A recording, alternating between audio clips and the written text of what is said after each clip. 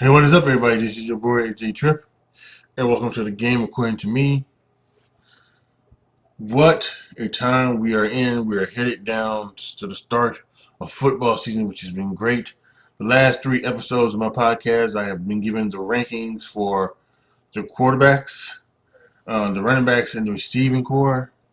But today we're going to switch from pro football to college football, and we're going to be talking about the 2022-2023 NCAA college football season. I am going to give you my 4 teams that are going to make the college football playoff, but first we're going to talk about the Heisman race and give you the top 10 candidates for the Heisman according to NFL.com. So we're going to do that, and we're going to have some fun here. So this is the NCAA college football 2023 a lot of 20s in there season. So let's go ahead and start it off with the Heisman favorites. Okay, so let's start with from 10 to 1. Again, this is from NFL.com. The Heisman Trophy candidates. Number 10, Treyvon Henderson, Ohio State running back, sophomore. Why he could win. The top running back in the 2021 recruiting class has some absurd highlights in his first season, racking up 1,560 scrimmage yards and 19 touchdowns, 15 rushing for receiving, on a mere 210 touches. Just imagine what he could do with a J.K. Dobbins-like workload this season. Biggest potential roadblock right now, Henderson has 2 teammates, C.J. Stroud and Jackson Smith Najaba, ahead of him in the pecking order for various reasons, and Henderson must be more consistent. He amassed 21.6% of his rushing yards versus Tulsa in the 3rd game of the season and had only 2 100 rushing yard games thereafter. Playing in a pass-heavy attack and sharing the load with Mayan Williams are limiting factors. Plus, there seems to be something of an anti-running back bias these days. Najee Harris, 1,466 rushing yards, 26 touchdowns for Alabama in 2020, and Jonathan Taylor, 2,003 yards, 21 touchdowns for Wisconsin in 2019, could fare no better than 5th in the Heisman voting. Dobbins, who had nearly identical production to Taylor in 2019, finished 6th that year. Number 9, DJ Uiagalelei, quarterback, Clemson, Jr., why he could win. He seemed almost to be completely written off after his early struggles in 2021, and it was understandable. But it's not as if the former 5-star recruit suddenly became untalented. The challenge of replacing Trevor Lawrence and doing so without many of his weapons was too daunting a year ago. However, this Clemson team, and him for that matter, is just too gifted to repeat 2021. The quarterback who produced 781 passing yards and 6 touchdowns and no interception, replacing Lawrence against Boston College and Notre Dame in 2020, has shown us he can thrive, and he's coming off a bounce-back spring performance. That Clemson receiving core and offensive line should be better. If the downfield passing game opens back up, the offense could be back to producing regular fireworks. Biggest potential roadblock. Last year was straight up ugly in a lot of ways for both Uiagalelei and the Tigers. He finished with a 9-10 touchdown interception ratio, and Clemson's 10-3 record and number 14 final ranking somehow felt worse. While the wheels fell off offensively is anyone's guess, but now he technically must keep his job with star recruit Cade Klubnik breathing down his neck. Number 8, Tyler Van Dyke, quarterback, Miami, sophomore. While he could win, after a few tough outings to start his 2021 season, Van Dyke finished on a tear. He led Miami to big wins over NC State and Pittsburgh, totaling 91-94 yards passing and a 20-3 touchdown interception ratio in the final 6 games. Now, new head coach Mario Cristobal takes over, and his expertise should help him firm up the offensive line. Will Mallory has been a target at tight end, and Clemson transfer Frank Ladson Jr. could lead the receiving corps. Without an established run game, the Hurricanes might be resorted to slinging the ball again. And that's great news for Van Dyke's Heisman chances. Biggest potential roadblock? How many games must Miami win for Van Dyke to have a legitimate just shot? 9, 10, or more? Going into College Station and beating Texas A&M on September 17th would help. Part of the narrative for Van Dyke is the question of whether he can lead Miami back to, or at least to participate in its former glory. We love nostalgia, and there will be plenty of Vinny Testaverde and Gino Torretta callbacks for good measure, but this isn't likely to be an easy choice. Miami has talent, but until further notice, it's fair to be a bit skeptical in terms of how high the program can climb in 2022.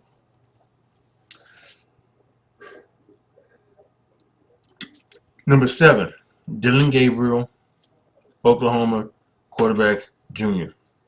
Why he could win. An undersized, Hawaii-born lefty slinger is pumped to be as a Heisman candidate. Where have we heard that before? Tua Tagovailoa must have had won the award, might not have won the award, finishing second in 2018. But Dillon has a chance to accomplish what Tua couldn't. After 2+ seasons of tearing up the American Athletic Conference at UCF, Gabriel moved to Norman, where he would be driving a pretty robust offense led by receivers Marvin Mims and Theo Wees. Gabriel has tossed 2 or more touchdowns in 22 of his 26 college games and once threw for 601 yards and 5 touchdowns in a loss at Memphis.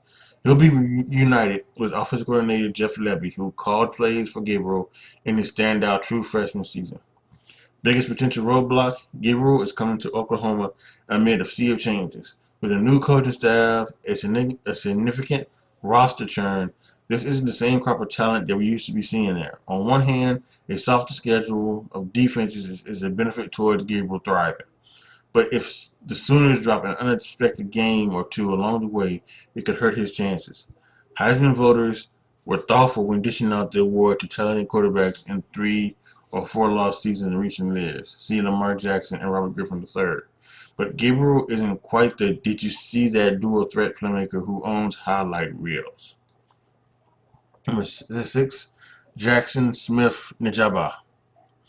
While he could win, games such as Smith's performance in the Rose Bowl, 15 catches, 324 yards, and 3 touchdowns against a very good Utah defense can resonate. There is a scenario where a receiver can win the award over his own quarterback, as we saw in 2020 when Devontae Smith took it over Mac Jones. Smith Najaba is one of college football's best players in the second half of the season. Ohio State must replace nearly 2,000 yards receiving and 25 touchdown catches from Garrett Wilson and Chris Olave headed off to the NFL. A statement performance against Notre Dame in the season opener could help grow some buzz for Smith Najaba in the regular season final versus Michigan in the Horseshoe is the kind of stage that can help seal the Heisman deal for a monster showing. Biggest potential roadblock? Smith is playing one of the most loaded receiver groups in the country, even with notable losses. His talent is above reproach, but that strong supporting cast could hurt his chances in some ways. Plus, Smith is still a wide receiver, and last we checked, Devontae Smith remains the only true wideout since 1991 to win the award. Something would likely need to go horribly wrong for the Buckeyes, C.J. Stroud, to not be in the Heisman picture this year. If Stroud has a great season and Smith doesn't produce at bonkers rates, well, the Heisman typically goes to the quarterback in those situations. Number 5, Bijan Robinson, Texas running back junior. Why he could win. If there's a non-quarterback offensive player who could swoop in and take home the hardware, it might be Robinson. He has all the physical tools to dominate with a perfect blend of size, speed, and vision. Texas coach Steve Sarkisian paved the way for running back Najee Harris to finish 5th in the 2020 Heisman race when he called plays at Alabama and can unleash Robinson in a similar way. A big showing on September 10th versus Alabama, win or loss, could kickstart Robinson's campaign. And a late season game at Kansas could offer Robinson a prime stat-packed opportunity to get him to New York as a finalist. He gashed the Jayhawks last year before a third-quarter elbow injury ended his season, and Kansas knocked out of Austin with a win in overtime. Biggest potential roadblock? Can Texas has a season befitting of a Heisman winner? It's hard enough for a non-quarterback to win this thing, and it typically requires a combination of individual dominance and team success. Robinson has had a share of injuries in his past 2 seasons, making a fully healthy season a bit of a projection. He would likely need to be out there dominating on a weekly basis to win the Heisman. But Texas also has a terrific backup in Rashawn Johnson, whose presence could prevent Robertson from being overworked. Number 4, Will Anderson Jr. Why he could win. Considered a Heisman finalist, snubbed last year, Williams was absolutely tremendous for the Tide, collecting an FBS, 17.5 sacks, and 34.5 tackles for loss. There could easily be a makeup call here this season if Anderson comes close to that level of production again.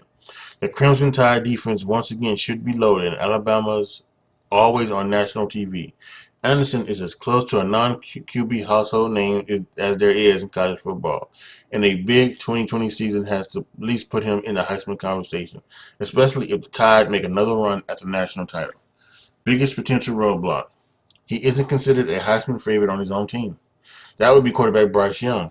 The fact that the only one primarily defensive player, Charles Woods in 1997, has won the award certainly plays against Anderson and every other defender in this country. Matching his absurd 2021 production will also be no easy chore. Number 3, Caleb Williams, USC quarterback sophomore. Why he could win. Williams didn't start a game for Oklahoma until October 16th last year, yet he still entered the Heisman discussion as a true freshman before a few late-season slip-ups. He was an immediate star, accounting for 27 touchdowns despite barely attempting 200 passes. Now, Williams and Lincoln Riley have made the trip together to USC and could be a part of a huge program revival as it starts the process of joining the Big Ten in a couple years. Williams is a gifted runner and thrower, and he will have one of the best receivers in the country, Pitt transferred Jordan Addison, as part of a talented core of newcomers with which to work with. The schedule isn't that daunting outside of Notre Dame and Utah games, as USC doesn't face Oregon this season. Riley's Oklahoma teams went 55-10 and have never lost more than 2 games in any of his 5 seasons. Biggest potential roadblock: there are many new faces that need to mesh together under Riley's watch, and yet the expectations are already sky high. The collection of talent is tremendous, but it could take some time to gel. USC's 3 games prior to the Heisman voting decline at UCLA versus Notre Dame and potentially the Pac-12 title game could all have an outsized effect on Williams' chances to win. Any type of stumble down the stretch, something Riley's Oklahoma's teams were occasionally prone to, could hinder his candidacy. In the early 2000s, the Trojans had Heisman winners in 3 out of the 4 seasons, but amazingly, they're not even had a finalist for the award since 2005. Number 2, C.J. Stroud. Why he could win. Stroud is favored by some to win the award. Ohio State's offense once again could be a monster this season. Stroud's passing numbers last year in 3 fewer games were quite comparable, and in some cases better than reigning Heisman winner Bryce Young's. Stroud will have an explosive target in Jackson Smith, along with promising wide receiver options Marvin Harrison Jr., Emeka Ubuke, and Julian Freeman. I'm gonna stop here for a minute reading these names. The Jackson Smith name and DJ Ugalele. They're just, I don't even know if I'm saying that right. These names are just frustrating sometimes. Okay, let's continue. There's also star Treyvon Henderson, a strong offensive line, and when Ryan Day, one of the best play callers in college football, it's a perfect environment for which Stroud should strive. Biggest potential roadblock: Stroud hasn't been a big running threat in college, so there could be dual threat passes elsewhere with more gaudy overall numbers. Plus, Stroud was occasionally prone to slow starts in games and loses 2 top 11 picks in Garrett Wilson and Chris Olave, plus 2 starting linemen and tight end Jimmy Ruckert. Stroud might also need to beat Michigan in the annual late season till nearly always a significant game. This award often shifted by 1 or 2 big contests. A huge performance against the Wolverines could give him his Heisman moment, but a striker could sink Stroud's chances late. And finally, number 1, Bryce Young. Why he could win. He won the Heisman last year. Young, wild, with his poise and accuracy, consistently making great choices in his first full campaign as starter after watching Heisman finalist Mac Jones lead the Tide to a national title the year before. Young completed more than 70% of his passes in 8 games in 2021 and logged a stunning 47-7 touchdown to interception ratio. He floundered a bit in the second half of the national title game to Georgia after the interception to Jameson Williams. And when Bama's offensive line came up short, but we were talking about one of the most precocious and efficient passers in college football here. There's a good reason why Young is one of the clear favorites for the award. He won the award last season. After all, the last and only back-to-back winner was Ohio State's Archie Griffin in the mid-1970s. Whether voters are biased against former winners repeating or if the pressure of matching or surpassing the previous year's achievements is too great, repeating is just difficult. More taxing for Young might be the fact that he loses the team's top 4 leaders in receptions last season, as well as his best blocker, Evan Neal. The Tide's schedule is once again a monster, and the addition of running back Jahmyr Gibbs could cut into Young's massive passing numbers from a year ago. Surpassing or even matching his 2021 passing stats can extremely be difficult for Young. So there you have it. He got to get 2 dark horses here, but I'm not going to talk about those. So those are the top 10 candidates according to NFL.com of the Heisman Trophy winners for the Heisman Trophy. Who I'm going to pick? I'm going to go with C.J. Stroud of Ohio State. I think he is going to do big things this year, and I expect him to be holding up the Heisman Trophy at the end of the season in December.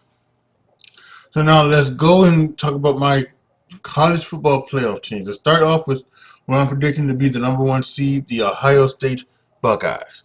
Take a look at their schedule. They start with Notre Dame this coming Saturday. That's going to be, I hope, as a Notre Dame fan, it's going to be a tough task, but I think they will win that. Then, of course, they have the tomato cans with Arkansas and Toledo. Then you have the Big Ten schedule. You start with the 18th ranked Wisconsin Badgers, the Rutgers Scarlet Knights, the Michigan State Spartans. They're going to have a week off, October 15th on a Saturday. Then they start again with Iowa, Penn State, Northwestern, Indiana, Maryland, and then, of course, the game Saturday, November 26th at Michigan in Columbus. Looking for revenge for last year. And then if they do what I expect them to do, which is go 12-0, they'll be in the Big Ten championship game, and they should probably win that. So I'm having my number 1 seed be the Ohio State Buckeyes, I think, at 13-0 going into the college football playoff. Should be a done deal for them, and that's why I'm choosing C.J. Stroud also as the Heisman Trophy winner. My number 2 seed, the Alabama Crimson Tide. Take a look at their schedule. This Saturday, starting off with Utah State. And then they have the Texas Longhorns. Should be a doozy at Texas. The ULM Warhawks, the University of Louisiana at Monroe. Then they have the Vanderbilt Commodores, starting off with the SEC schedule. Also, Soccer Razorbacks, the Texas A&M Aggies. That's going to be their toughest game of the season, I believe, when it comes down to it. I think LSU and Auburn are going through rebuildings in the first year of rebuilding, so I don't think they're going to give them any type of things. And then they have Tennessee after the Aggie game, Mississippi State. They have an off week. Then that's the LSU game. Again, I think LSU should be better, especially under Brian Kelly, but not good enough to take down Alabama. Ole Miss Rebels. That could be something interesting. Lane Kiffin and Ole Miss. We'll have to wait and see. I think Alabama will still win. Then they have the thing that I hate that they do. They put they get some FCS school, put them in here and put them in there late in the season for their homecoming game against Austin Peay. They're gonna blow them out. So it's gonna be one of those games that they blow them out so bad that the second half they're gonna play a 10-minute running clock game. So that's ridiculous. Then they got the Iron Bowl Saturday, November 26th at Auburn, and then of course the SEC Championship, where I believe they will take on an also undefeated Georgia team, and they will beat Georgia, kicking Georgia out of the ability to make the college football playoff. And I will tell you why when I get to my other 2. So I think Alabama will be the number 2 team, right? And I know you're saying Alabama's number 1. Yeah, but that's what I'm thinking. I'm thinking that game against Aggies is going to be really close. It's going to come down to the wire. In Ohio State, other than the Notre Dame game and the Michigan game, are probably going to blow teams out by 20 points, making them the #1 team. And of course, that's the AP. Once the college football playoff committee starts up, they can make Ohio State the #1 team. So, but I have Alabama as the #2 team, also 13-0. #3, maybe a surprise to some, but I think they're good. They're ranked #6, I believe, in the AP. It's the Utah Utes. They're my #3 team in the college football playoff. Here's their schedule: at Florida, starting off really tough, going to SEC country. I think they'll win, and then they got Southern Utah, San Diego State, and then they get the Pac-12 schedule: Arizona State Sun Devils, Oregon State Beavers, UCLA, USC, which is going to be their biggest, the biggest fight, I believe, till now in the first half of their season. They're going to play 7 games, and then they're going to have a bye week. So then they've got 5 games left. Washington State on Thursday, October 22nd. And then they have Saturday, November 5th, the Arizona Wildcats. They've got, is it? Okay, I guess it is. Yeah, Saturday, November 5th at Arizona Wildcats. Saturday, November 12th, the Stanford Cardinals. Probably their toughest game in all entire schedule is going to be the number 11 Oregon Ducks on Saturday, November 19th. And then November 26th, they got the Colorado Buffaloes. And then Friday, December 2nd, they have the Pac-12 championship. Believe, I don't know exactly where Utah is, in the north or in the south. I think they're in the south. But it doesn't make a difference. They'll face Oregon again or some other team. They're going to win that one. They're going to go into the college football playoff again 13-0. No lost team, no one lost teams or multiple lost teams so far. Let's go and talk about our 4th and final team making into the college football playoff. And finally, the #4 team, Clemson, is back on track after their down season and makes the playoffs. Let's look at their schedule. Monday, September 5th, Labor Day at Georgia Tech. Saturday, they face the Furman Paladins. Saturday, they face Louisiana. Saturday, September 17th, they take on the Louisiana Tech Bulldogs. 24th, they're at Wake Forest. The 1st of October, they're against NC State. October 8th at Boston College. October 15th at Florida State. The Syracuse Orange on October 27th comes to Clemson. Then a week off, and then Saturday, November 5th, their biggest test of the season, I believe, will be the Notre Dame Fighting Irish, but I do think they will win that. Hopefully, again, it's not a blowout. It's a close game for Notre Dame. Louisville Cardinals. And after that, and then the Miami Hurricanes after that, and then the South Carolina Gamecocks at home on Saturday, November 26th. The Saturday, December 3rd, the ACC Championship game. I believe they will win that one, and they also will go into the college football playoff at 13-0. So if we're looking at my Final Four, #1 seed Ohio State goes against #4 seed Clemson. #2 seed Alabama goes against the #3 seed Utah. What happens? Well, I think Alabama beats Utah. I think Ohio State beats Clemson. In the national championship game, it's Ohio State and Alabama. And I think Alabama once again wins. They defeat Ohio State, and they become a NCAA champion once again. Nick Saban's 8th college football championship. So those are my college football predictions. Once again, Ohio State is 1, Clemson is 4. Ohio State beats Clemson. Alabama is 2. Utah is 3. Alabama beats Utah, and then Alabama beats Ohio State, become the national champion. So now, with that being said, let's go ahead and let's check out my Notre Dame Fighting Irish. And now, my Notre Dame Fighting Irish. What record would they be this year? Let's go ahead and let's take a look. We're going to start this Saturday with Ohio State.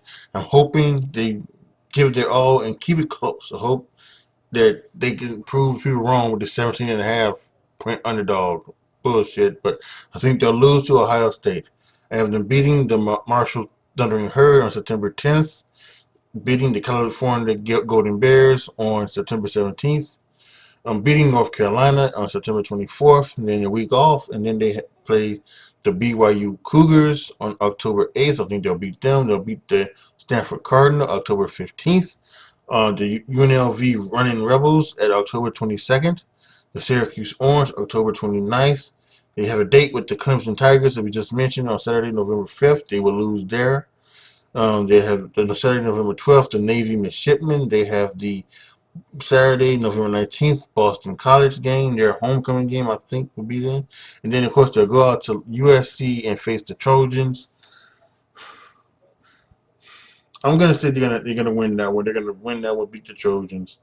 And then of course they have their bowl. They're not in the conference, so no conference championship game. They'll go to a New Year's Six bowl game with a 10-2 record. So I'm having Notre Dame 10-2, first good year under Marcus Freeman.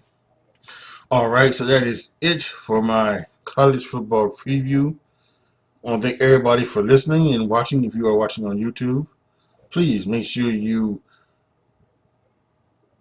go follow my Patreon, patreon.com/AJTRIP, so that you sign up to become a patron. Because once you become a patron, you'll be able to determine what you see on my YouTube channel, what you see video games I play on my Twitch channel, and what things you want me to talk about on my other podcast, The Word According to Me. So please, thank you guys so much for listening and all of the podcasting, wherever you listen on your podcast platform.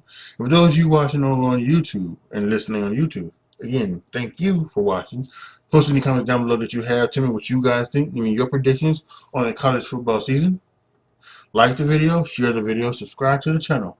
And as always, thank you guys so much for watching. This is your boy, AJTRIP, signing off. As always, be good to each other, y'all. Be careful out there. And I am out.